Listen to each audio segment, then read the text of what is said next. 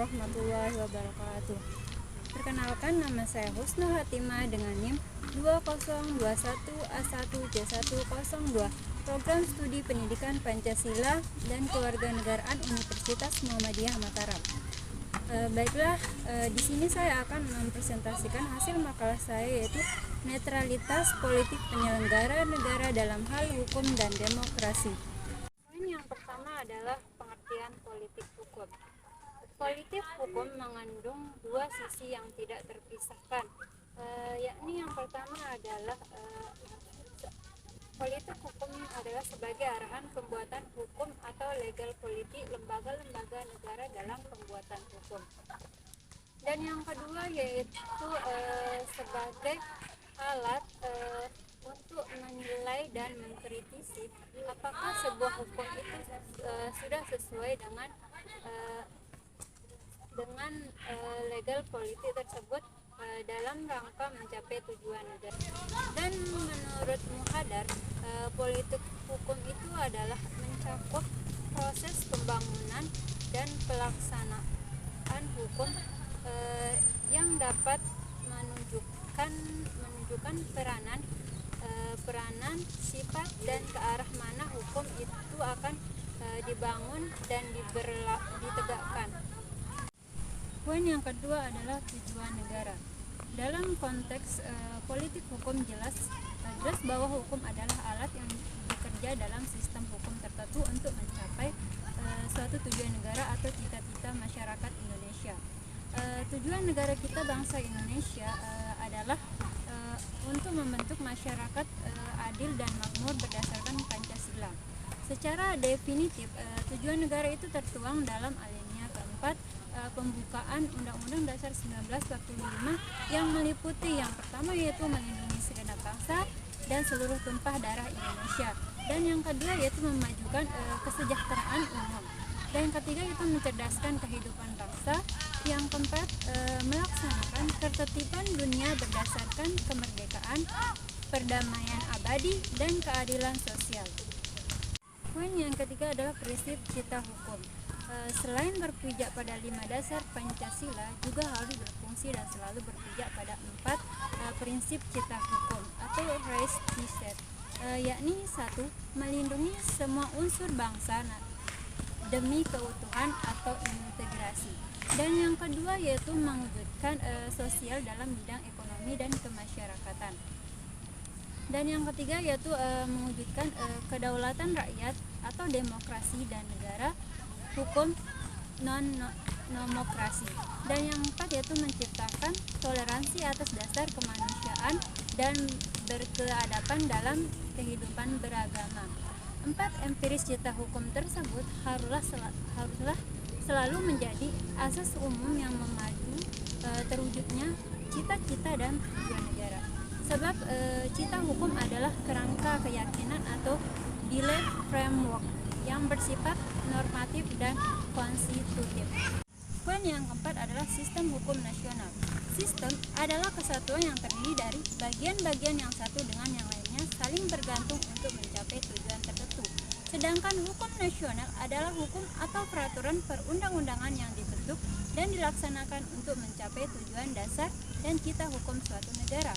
Dan hukum nasional Indonesia adalah kesatuan hukum atau peraturan perundang-undangan yang dibangun untuk mencapai tujuan negara yang bersumber pada pembukaan dan pasal-pasal UUD 1945. Di dalamnya terkandung nilai khas kebudayaan Indonesia yang tumbuh dan berkembang dalam kesadaran kehidupan bermasyarakat selama berabad-abad. Poin yang kelima itu kerangka dasar atau pijakan politik hukum. Politik hukum merupakan upaya untuk menjadikan hukum sebagai proses pencapaian cita-cita dan tujuan. Dengan arti ini, maka politik hukum nasional harus berpijak pada kerangka dasar. Yang pertama itu politik hukum nasional harus selalu mengarah pada cita-cita bangsa, yakni masyarakat yang adil dan makmur berdasarkan Pancasila. Dan yang kedua, politik hukum nasional harus ditujukan untuk mencapai tujuan negara. Dan yang ketiga, politik hukum harus dipadu oleh nilai-nilai Pancasila sebagai dasar negara. Dan yang keempat yaitu politik hukum nasional harus dipadu oleh harusan untuk yang pertama melindungi semua unsur bangsa demi integrasi atau keutuhan bangsa. Yang kedua, mewujudkan keadilan sosial dalam ekonomi dan kemasyarakatan. Dan yang ketiga, mewujudkan demokrasi kedaulatan rakyat atau nomokrasi kedaulatan hukum. Poin yang kelima, untuk meraih cita-cita dan mencapai tujuan dengan landasan dan paduan tersebut. Maka sistem hukum nasional yang harus dibangun adalah sistem hukum Pancasila, yakni sistem hukum yang mengambil atau memadukan berbagai nilai kepentingan, nilai sosial, konsep keadilan ke dalam satu ikatan hukum. Poin yang keenam, pembaharuan etika politik. Menurut Bertens, kata etika bisa dipakai dalam 3 arti. Yang pertama itu etika bisa dipakai dalam arti nilai-nilai dan norma-norma moral yang menjadi pegangan bagi seseorang atau suatu kelompok dalam mengatur tingkah lakunya. Yang kedua yaitu etika, berarti juga kumpulan asas atau nilai moral. Dan yang ketiga yaitu etika mempunyai arti sebagai ilmu tentang yang baik atau yang buruk. Etika politik meskipun wujudnya sangat abstrak, menjadi harapan atau bentengan terakhir bagi upaya untuk membendung ekspansi atau kehendak untuk berkuasa, yaitu the will to power yang ada dalam diri manusia. Masalahnya bukan barang baru kalau para politikus kita cenderung kebablasan atau kelewatan batas dalam melakukan manuver-manuver politik. Kompetensi politik menjadi tidak sehat, tidak demokratis dengan etika politik yang kuat. Maka kompetensi politik berlangsung secara sehat, demokratis, fair, dan konstitusional berdasarkan rule of the game yang disepakati bersama. Poin yang ketujuh yaitu pembaharuan kehidupan politik birokrasi.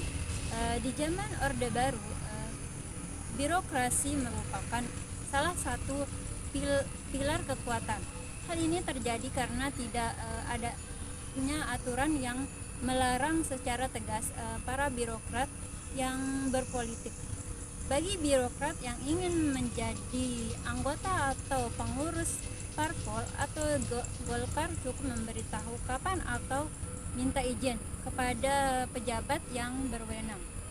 Izin bagi birokrat untuk berpolitik membawa dampak negatif terhadap birokrasi karena terimbas dan dibebani kepentingan politik yang berlandaskan kepentingan golongan. Reformasi perubahan birokrasi adalah perubahan pola pikir atau mindset dan budaya kerja atau culture shock aparatur negara dan merupakan suatu upaya untuk melakukan pembaharuan dan perubahan mendasar terhadap sistem penyelenggara pemerintahan, terutama menyangkut aspek-aspek kelembagaan atau organisasi ketatalaksanaan dan sumber daya manusia. Poin yang ke-8, pembaharuan kehidupan politik hukum. Seperti diketahui, politik hukum dapat dipahami sebagai kebijaksanaan dan produk politik. Begitupun mengenai sistem hukum mempunyai dua pengertian, yakni dalam arti luas sarana dan prasarana hukum dan budaya hukum. Sedangkan dalam arti yang sempit hanya terbatas pada materi hukum itu sendiri. Perubahan secara revolusioner dalam hukum tidak memberikan manfaat, bahkan mungkin sangat berakibat kepada bahaya-bahaya sosial. Oleh karena itu, pemikiran tentang peranan hukum sebagai sarana perubahan dan pembangunan ditempatkan pada tataran persepsi yang menghendaki kesepakatan bersama sehingga dapat dikenali sifat, hakikat, konsekuensi yang akan timbul dan tingkat kesadaran dari masing-masing komponen yang terkait dengan hukum. Penempatan hukum sebagai sarana perubahan dan pembangunan merupakan sebuah bukti tentang adanya kesadaran atas pengaruh timbal balik antara hukum dan masyarakat, yakni kemana hukum itu diarahkan. Maka dapat disimpulkan, sejarah politik di Indonesia menunjukkan bahwa gejolak sering muncul ketika lembaga-lembaga penyelenggara negara kurang berfungsi atau kurang tanggap terhadap sinyal-sinyal perubahan zaman yang terjadi. Pelaksanaan demokrasi di Indonesia saat ini hanya menjalankan simbol-simbol demokrasi saja.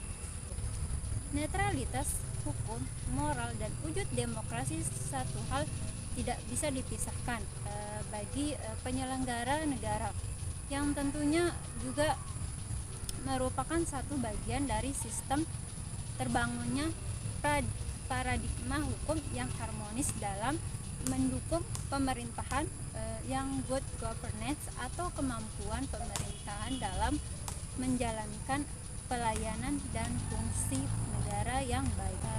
Baiklah, itulah hasil presentasi yang dapat saya sampaikan. Kurang dan lebihnya saya mohon maaf. Wabillahi taufiq wal hidayah. Wassalamualaikum warahmatullahi wabarakatuh.